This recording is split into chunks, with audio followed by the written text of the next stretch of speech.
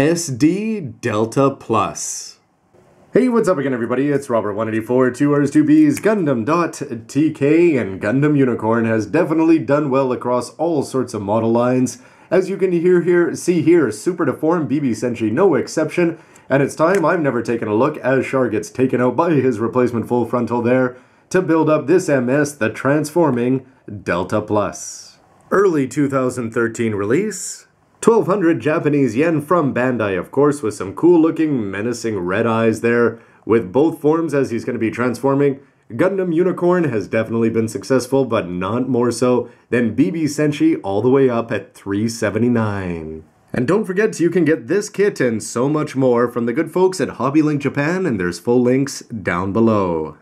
The Delta Plus, of course, being a very cool take on the technology from Zeta Gundam and applied all the way forward into Gundam UC there, and if you make it out on the cover, you can see the Banshee going at it with the Unicorn on top of a base jabber, something that's going to become possible, because not only are you going to be getting this kit here, which is going to be transforming into Wave Rider mode, but it's also going to have some nice looking bonuses, which will be shown off here on the side of the box. First of all, the pilot, Ride Marcenas there, he of the varying loyalties over the course of the series. You can see this cool take on the Hyakushiki head over there with the more menacing eyes, although it's going to be missing something with the colors there. But here it is in its MS form, and it's just astonishing where BB Senshis have come from. The fact that they're actually posable there with large size weapons, looking great. You're going to have the choice there for the camera eyes of doing either the cute ones or the more serious ones, and it's going to be clear parts underneath there. Action parts are going to actually be able to move things, as they say, with some interesting looking molded parts there as well, like the fingers.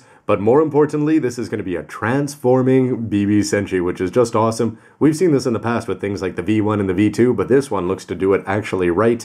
As you can see, all sorts of stuff and maybe kibble, if you want to call it that, attached onto the back. But for me, it's all going to look pretty sharp, especially when you transform it there. The shield is going to go on and form the front of the jet, and it's going to come with a clear action base, which is always appreciated no matter what kit you get it with, and especially since you can cross-pollinate it and use it all over the place.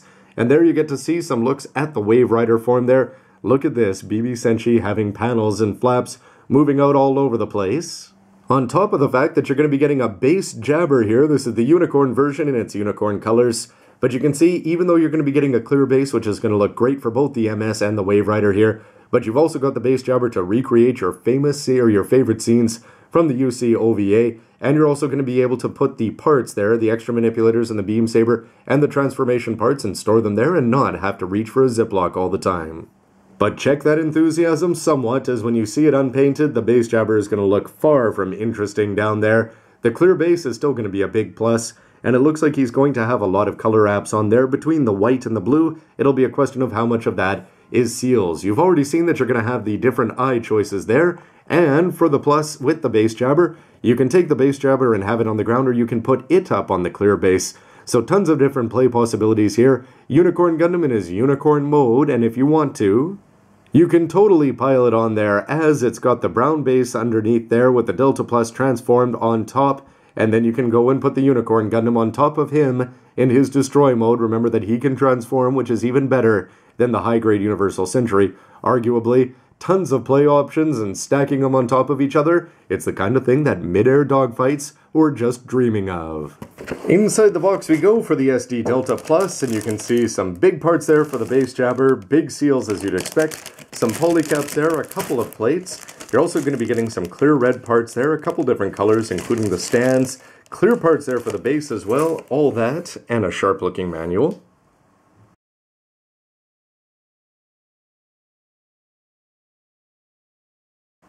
And when everything's out, the high gratification of the SD line continues there. That is an incredible assortment here for this kit.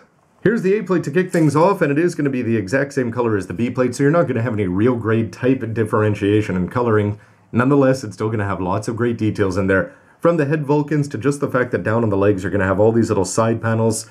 If you wanted to go and paint those up, you could do all sorts of great stuff to them. That includes on the arms. Somewhat disappointing though that you're just going to have the old school SD beam saber there just in one color. You'd think that if they're going to give you a clear thing that they could have done something like that, at least gone red or something like that, if they had wanted to go in Sith style. Nonetheless, it's a great start to the kit, which is going to be followed up with the B plate here. Delta Plus is written on there, And I think it's the unicorn version here of the base jabber that's really going to steal a lot of the attention. If you don't add any lining, it is going to look a little bit plain, but you can just see how much effort Bandai went in here, etching little lines all over the place there. If you want to put in some ink or just a $2 lining marker, you can do some great stuff with that.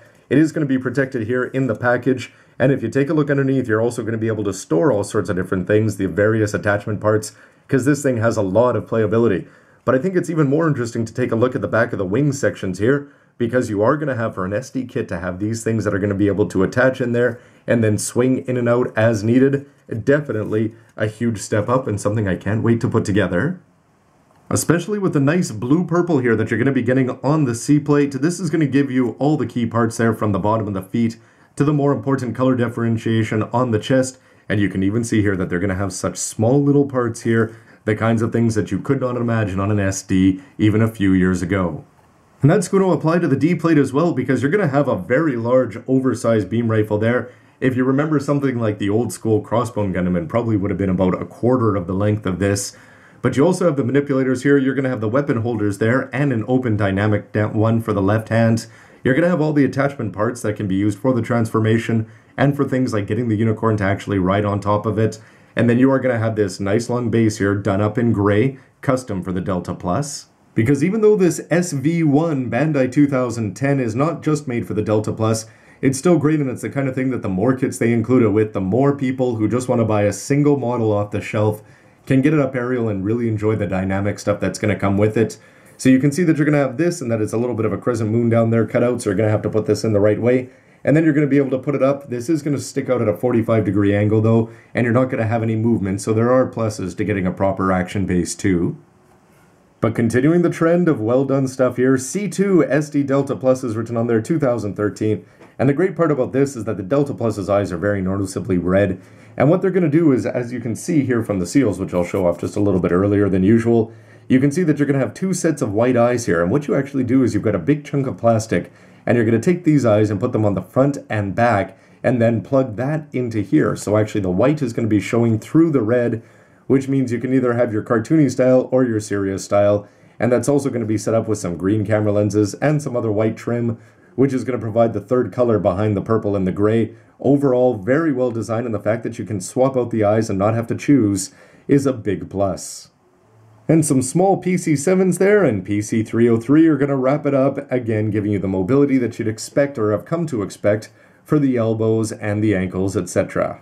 Very simple instruction manual here that's not going to fit the general cartooniness that you can get with a lot of BB Senshi kits, but still impressive that it's going to be 4 pages, and you're going to need that for the transformation.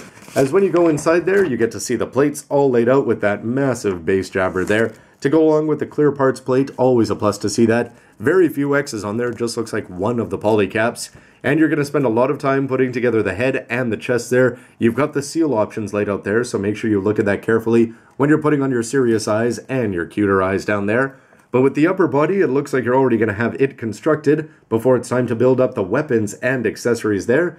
It's going to be showing you that you can take that attachment point and attach it into various places for the base jabber. And no matter which one you're using, you can attach that in there. And then it's time for the transformation into the Wave Rider form, as it looks like most of the focus is going to be on the backpack, which hopefully is going to show off well.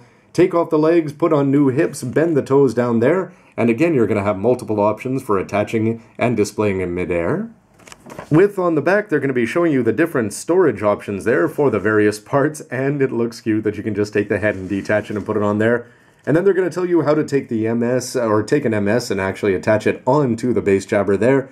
And again, the attachment point possibilities. And you're also going to have this connector arm, so you can take the Delta Plus and even raise this up. So you've got a dual level elevator kind of thing there. And put the Unicorn Gundam properly on top of the Delta Plus, on top of the base jabber. Ridiculous upon ridiculous down there. And here is the painting guide. GM44 Seed Gray, so they're going to be breaking it down there by series in some of these cases.